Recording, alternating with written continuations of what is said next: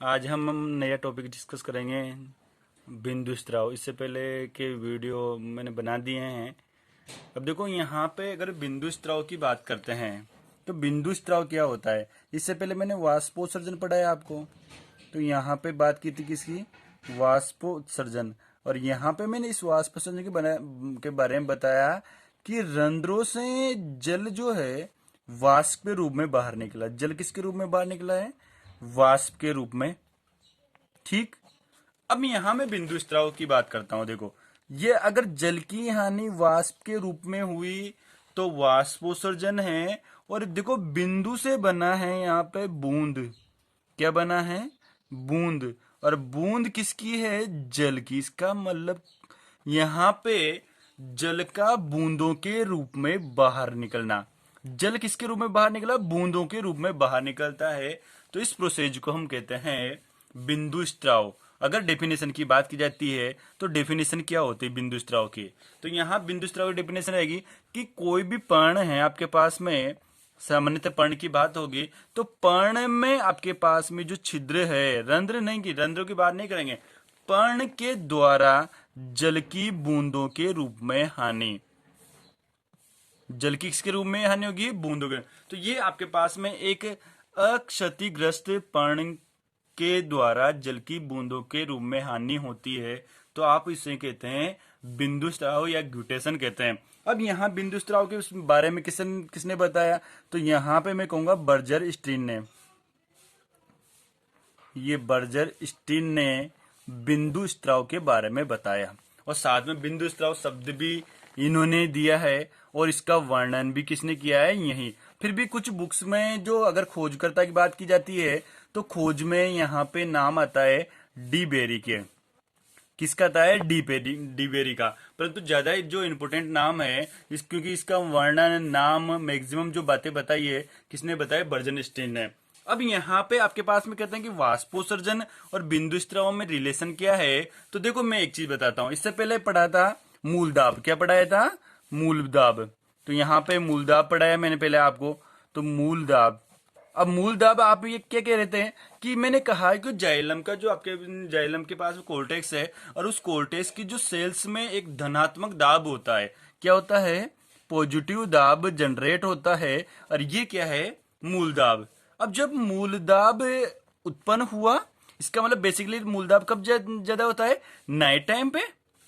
कब होता है, नाइट टाइम पे। तो मैंने कहा मूलदाब नाइट टाइम के समय ज्यादा है, तो आपको पता है नाइट टाइम के समय वाष्पोत्सर्जन की क्रिया बहुत नगण्य होती है, क्योंकि रंध्र क्या हो जाते हैं, बंद हो जाते हैं। तो नाइट टाइम की बात की जाए, रात्रि समय में, तो यहाँ पे उस समय जो होता है वो क्या होता है, बिंदु स्त्राव होता है। क्या होगा, बिंदु स्त्राव होगा। इसका मतलब इसका रिलेशन किससे है, मूलदाब। सीधी सी इक्वेशन ये बनती है कि मूलदाब ज्यादा होगा, वाष्पोत्सर्जन कम होगा, तो फिर बिंदु स्त्राव होगा। और पर्ण कैसी होनी चाहिए, अक्षतिग्रस्त होनी चाहिए। कैसे होनी चाहिए, अक्षतिग्रस्त पर्ण होना चाहिए। अगर क्षतिग्रस्त कोई भी पौधे का भाग है और वहां से रस का स्त्रावण हो रहा है, तो वो अलग चीज होती है, ब्लीडिंग या रस स्त्रावण होता है। यहाँ पे पर्ण आपके पास में अक्षतिग्रस्त है। अब मैं कहूंगा कि एग्जाम्पल के तौर पे क्या आता है कि बिंदु स्त्राव किन में पाया जाता है, तो बेसिकली बात करते हैं घासों में। किसमें पाया जाता है, जितनी भी ग्रासेज हैं इनमें पाया जाता है। फिर भी एक पौधे का नाम इंपोर्टेंट आता है, नोस्टरसियम।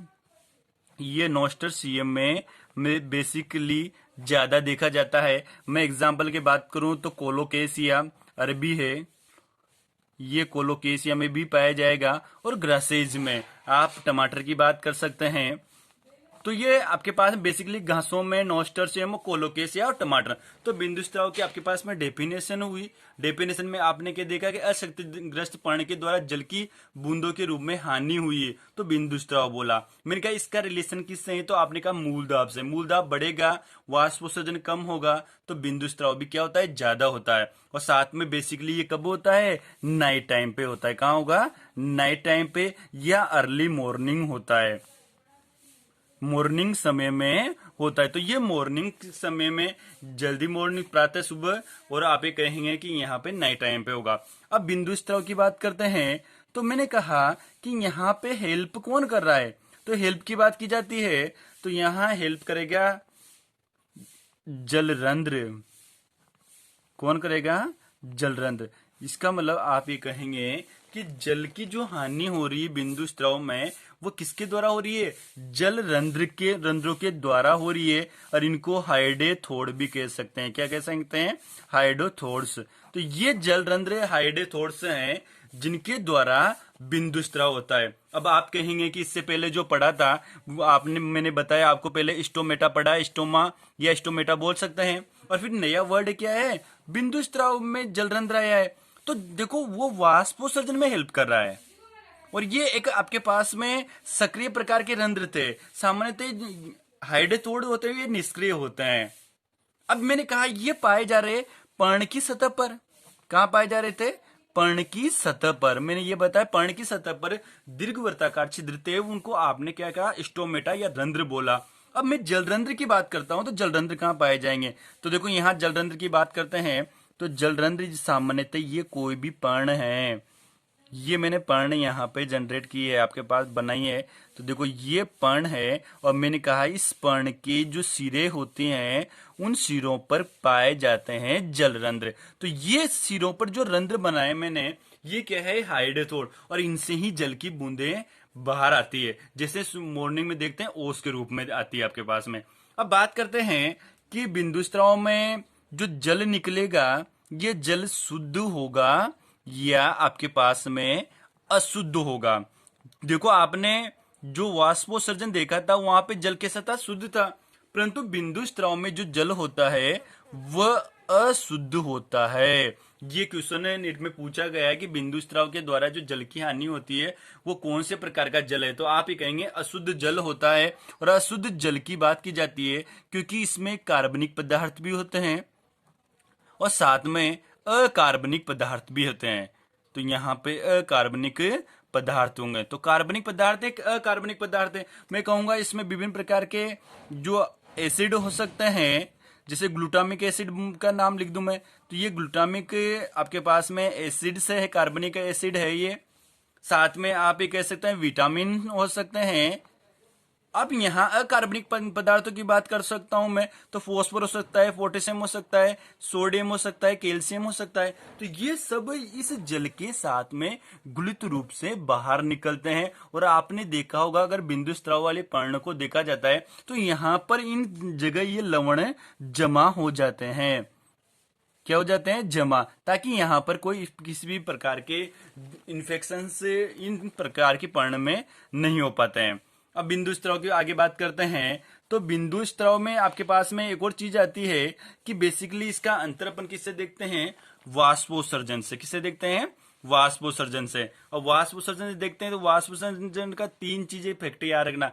यहाँ जल की हानि वाष्प के रूप में होगी, यहाँ बूंद के रूप में। सामान्यतः डे टाइम पे मैक्सिमम होता है, ये सामान्यतः नाइट या प्रातः मॉर्निंग में होता है। मैंने कहा यहाँ स्टोमेटा भाग लेते हैं और यहाँ पे हाइडेथोड भाग लेते हैं। अब मैं यहाँ पे एक हाइडेथोड मैंने पहले से बना रखा है ताकि वीडियो लंबा नहीं हो अपना। तो यहाँ जलरंध्र या हाइडेथोड की बात करता हूं मैं। ये एक बेसिकली आपने एक चीज देखी कि यहाँ पे ये रंध्र जो पाए जा रहे हैं हाइडेथोड, ये पर्ण के सिरों पे या जहाँ पे जो सिराएं होती है उनके टर्मिनल पार्ट में पाए जाते हैं। अब देखते हैं एक हाइडेथोड को मैंने यहाँ पे बनाया है। तो जैसे मैंने कहा ये वेन्स है, ये सिराएं, और ये सिराएं किससे जुड़ी हुई है? जाइलम से जुड़ी हुई है। पर्ण में मेसोफिल मैक्सिमम मात्रा में पाया जाएगा, ये एपिडर्मिस है। तो मैंने कहा कि जो ये टर्मिनल पार्ट है और यहाँ पर जो छिद्र पाया जा रहा है ये निष्क्रिय कोशिकाओं से बना हुआ आपके पास में है, और ये सम्मिलित रूप से क्या कहलाएगा? हाइडेथोड है। अब हाइडेथोड के नीचे या कह सकते हैं ये वेन्स का जो टर्मिनल पार्ट है और हाइडेथोड का जो द्वार है, जलरंध्र का छिद्र है, उसके बीच में ढीला मृदुतक पाया जाता है। देखो ये इंपॉर्टेंट है। ये क्या है? एक ढीला मृदुतक है। तो यहाँ पे कहेंगे ढीले मृदुत की, ये ढीला मृदुतक है, और जिसको एपिथेम कहेंगे। ये भी अच्छा क्वेश्चन बनता है कि एपिथेम क्या होता है। तो आप कहेंगे जलरंध्र में पाए जाने वाली ढीली मृदुत की कोशिकाओं का समूह क्या कहलाता है? आपके पास में एपिथेम कहलाता है। और ये क्या करेगा? वाटर को ग्रहण करेगा, और ग्रहण करने के बाद में जल किससे बाहर निकल जाएगा? यहां से बाहर निकलेगा। अब मैंने कहा मैकेनिज्म क्या होती है, तो मैकेनिज्म की बात करते हैं। मैकेनिज्म में सीधी सी बात है कि जैसे ही नाइट होती है तो नाइट टाइम पे आपके पास में रूट प्रेशर क्या हो जाता है, इंक्रीज होता है। तो यहाँ पे रूट प्रेशर इंक्रीज हो गया, रूट प्रेशर इंक्रीज हुआ है, इसका मतलब जल को ग्रहण किया जा रहा है रूट प्रेशर के द्वारा। तो यहाँ पे जल ज्यादा ग्रहण, वाटर एब्जॉर्ब ज्यादा हुआ है ना, परंतु बेसिकली क्या नहीं हो रहा है, वाष्पोत्सर्जन। देखो ये वाष्पोत्सर्जन की क्रिया यहां पर नहीं हो रही है, और नहीं हो रही है तो इस समय क्या होगा, बिंदु स्त्राव। क्योंकि जब जल ज्यादा ग्रहण किया जा रहा है उतना जल पौधे से बाहर नहीं निकल पा रहा है क्योंकि रंध्र बंद हो चुके हैं, तो फिर जल की हानि किसके रूप में होगी, बूंदों के रूप में होती है। और ये प्रोसेज आपके पास में बिंदु स्त्राव है। तो आई थिंक सभी को बिंदु स्त्राव वाला टॉपिक समझ में आया। फिर भी 4-5 बातें याद रखना। एक तो डेफिनेशन अक्षतिग्रस्त पर्ण के द्वारा जल की हानि, उसके बाद में एग्जाम्पल देख लेना, नॉस्ट्रेशियम कोलोसेसिया टमाटर या अधिकांश ग्रासेज में। मैंने कहा जल की हानि किसकी होती है, जलरंध्रों के। जलरंध्र कहाँ पाए जाते हैं, मैंने कहा जो पर्ण का टर्मिनल, पर्ण के जो सिरा सतही भाग आपके पास में कर सकते हैं, अंतिम भाग होते हैं उनमें पाया जाता है। मैंने कहा कहाँ पाया जाएगा, सिराओं के अंतिम भागों में। फिर मैंने कहा कि एपिथेम क्या होता है, तो आप कहेंगे जलरंध्र में पाए जाने वाले ढीली मृदुति की कोशिकाएं क्या कहलाएगी, एपिथेम कहलाती। मैंने कहा इसका रिलेशन किससे है, तो मैं कहूंगा रूट प्रेशर से। कब होता है, तो आप बता देंगे आपकी मॉर्निंग टाइम में होता है, या प्रातः सुबह होता है, या नाइट में होता है। और मैंने कहा इसमें जो वैज्ञानिक का नाम आता है वो बर्जर स्टीन का नाम आता है। अभी एक और चीज मैं आपको बता देता हूं ताकि अपना एक लेसन ये कंप्लीट हो जाएगा पूरा। एक वर्ड आया था रस स्त्रावण। क्या आया था, रस स्त्रावण।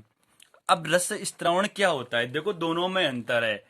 मैं कहूंगा कि पादप के क्षतिग्रस्त, पहले मैं क्या बोल रहा था, पर्ण के बात हुई थी, पादप की बात नहीं हुई, पर्ण की हुई थी। यहां पूरे प्लांट की बात करते हैं। पर्ण के क्षतिग्रस्त भाग से जल की हानि, जल की हानि, या मैं कहूँ ओवरऑल यहाँ पे रस का यूज कर सकता हूं कि कोई भी रस से बाहर निकलता है। जैसे आपने देखा होगा कभी कभी कि जैसे आप केलाट्रोपस की बात करते हैं, तो केलाट्रोपस को जैसे ही तोड़ते हैं या उसकी पर्ण को तोड़ते हैं तो वहां से दूधिया पदार्थ बाहर निकलता है जिसको आप लेटेक्स कहते हैं। तो ये जो आपने कोई भी पादप भाग को क्षतिग्रस्त किया, वहां से जो रस बाहर निकल रहा है, यही प्रोसेज क्या है, रस स्त्रावण कहलाता है। रस स्त्रावण भी क्यों होता है, कि रूट प्रेशर की वजह से होता है। ये भी किसकी वजह से है, रूट प्रेशर की वजह से। मैंने कहा किसमें एग्जाम्पल देख लेते हैं, आपके 12th की बुक में ज्यादा नहीं है टॉपिक, अपने एग्जाम्पल अगेव हुए, एसर है, और सबसे इंपॉर्टेंट टोडी पाम। क्या है, टोडी पाम। टोडी पाम से मैक्सिमम आपके पास में रस स्त्रावण होता है, लगभग 50 लीटर प्रति डे हो सकता है। पर डे आपके पास में कितना होता है, 50 लीटर हो सकता है। तो ये आपके पास में जो प्रोसेज हुआ रस स्त्रावण का, ज्यादा से ज्यादा आपके एग्जाम में केवल इसकी डेफिनेशन पूछी जा सकती है। तो ये एक वर्ड ध्यान रखना, इसमें क्षतिग्रस्त भाग होना चाहिए और रूट प्रेशर से रिलेशन है। और मैंने कहा दोनों ही प्रोसेस ज्यादातर तब होती है कि जब वाष्पोत्सर्जन कम होता है। और यहाँ पे टोडी पाम या सुगर मेपल का नाम याद रख सकते हो आप। Thank you very much.